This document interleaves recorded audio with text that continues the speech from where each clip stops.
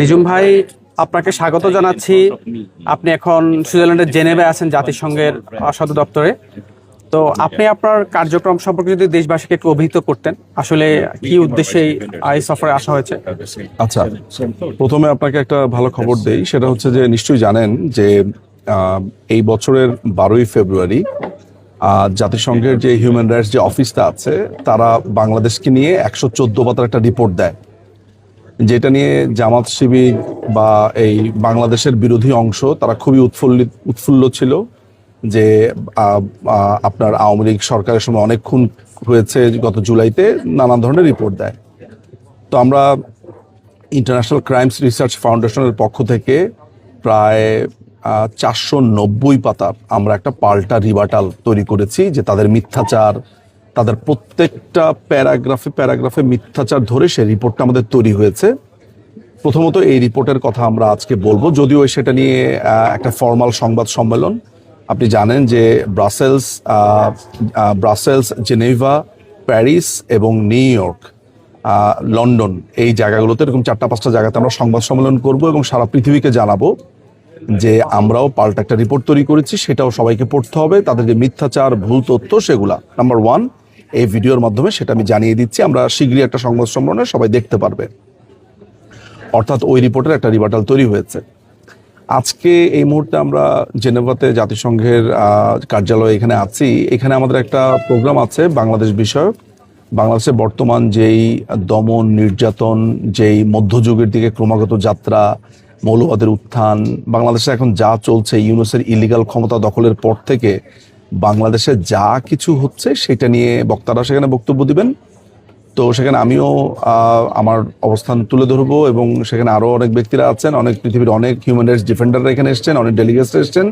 আমরা চেষ্টা করব সেইখানে বাংলাদেশের বর্তমান চিত্রটা সবার সামনে তুলে ধরার জন্য, যে বাংলাদেশের বর্তমান ইউনুস কিভাবে ক্ষমতা দখলের পর থেকে কিভাবে একটা মৌলবাদী রাষ্ট্রে পরিণত হচ্ছে, এটিকে কিভাবে একটা ধর্মভিত্তিক রাষ্ট্র বানানোর পায়তারা চলছে, মুক্তিযুদ্ধের চেতনা কিভাবে ধূলিসাৎ করা হয়েছে, একটা সেকুলার কান্ট্রির আইডিয়াকে কিভাবে নষ্ট করে আর একটা তালেবানি রাষ্ট্র বানানোর জন্য চেষ্টা করা হচ্ছে, কিভাবে নারীদেরকে রেপ করা হচ্ছে, মানুষকে হত্যা করা হচ্ছে।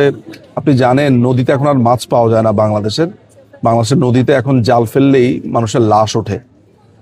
ক্রমাগতভাবে জেলের ভেতরে হত্যা করা। আপনি জানেন যে কয়দিন আগে একজন মন্ত্রী হুমায়ুন সাহেবকে চিকিৎসার অভাবে তাকে মেরে ফেলা হয়েছে এই আদালতের মধ্যেই। সো এরকম একটা ভয়ঙ্কর সিচুয়েশন সারা বিশ্ববাসীর জানা উচিত, বিশ্ববাসীর হিউম্যান রাইটস অর্গানাইজেশনগুলোর।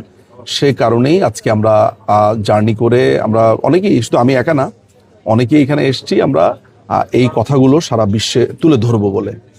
আপনার কাছে আমার আরেকটি সম্পূরক প্রশ্ন, সেটি হচ্ছে আপনি যে রিপোর্টটি বানালেন, যেটি জাতিসংঘ, আমি না, আপনারা এখানে প্রায় 40 জনের একটা টিম কাজ করেছে, আমি তাদের মধ্যে একটা ক্ষুদ্র অংশ। জি, আমি বুঝতে পেরেছি, থ্যাংক ইউ। সেই রিপোর্টটি কি আপনারা জাতিসংঘ সহ যে মানবাধিকার, আন্তর্জাতিক যতগুলো মানবাধিকার সংগঠন আছে, বিভিন্ন আপনার European union, commission, state department, সেখানে পাঠাবেন কিনা এই রিপোর্টগুলো?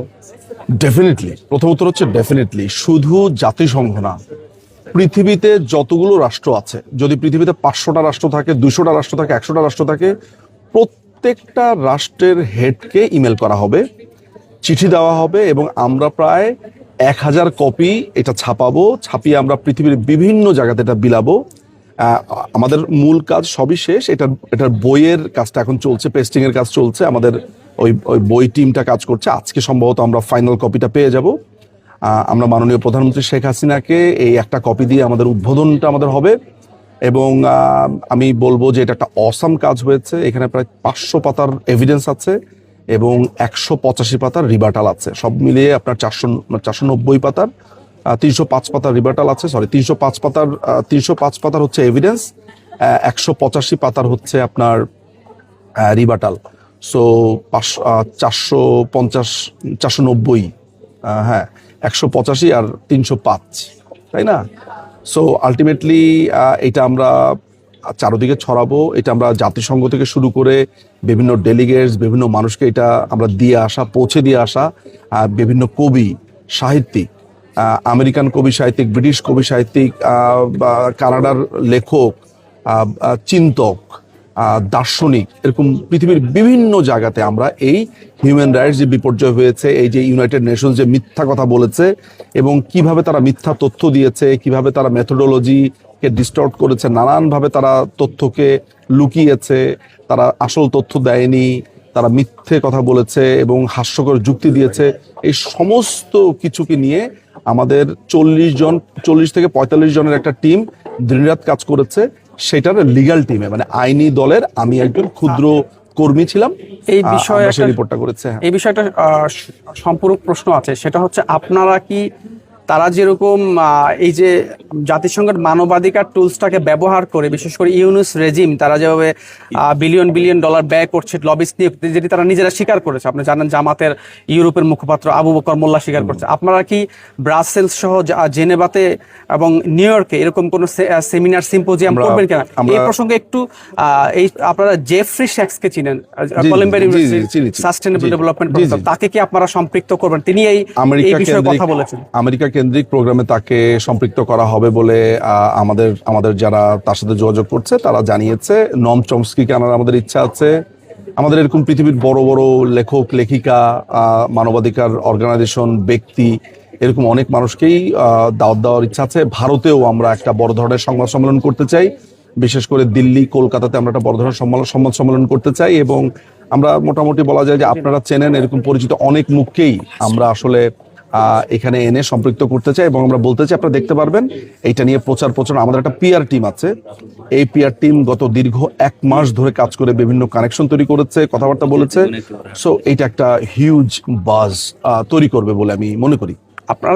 আপনারা যে ইউরোপীয় ইউনিয়নের যে সাবেক কমিশনার, তিনি বর্তমানে ফাউন্ডেশন ফর ইউরোপিয়ান প্রোগ্রেসিভ স্টাডিজের economist professor doctor Laszlo Andor, তিনিও এই বিষয়ে অবগত আছেন। তাকেও আপনারা ইউরোপীয় পার্লামেন্ট বা কমিশনে তার কাছে পেপার হস্তান্তর করবেন। আমি ওনার নাম শুনিনি, বাট আপনার সাথে পরিচয় থাকলে ডেফিনেটলি আমি আপনার সাহায্য নিব। আমাদের এখানে জিলানি ভাই আছে, জিলানি ভাই তার সাথে অলরেডি কাজ করছে, আপনি আছেন, আপনারা ইন্টারন্যাশনাল লেভেলে কাজ করছেন, পরিচয় আছে। তারপর আমাদের রহমান ভাই আছে।